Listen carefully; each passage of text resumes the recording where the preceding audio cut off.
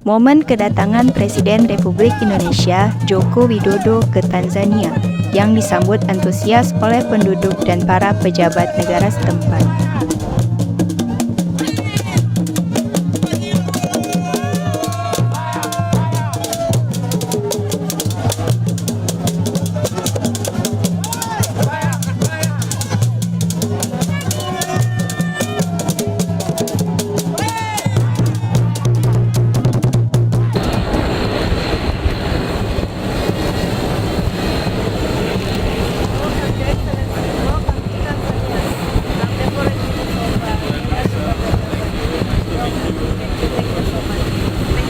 Selamat datang Bapak Presiden dan terima kasih.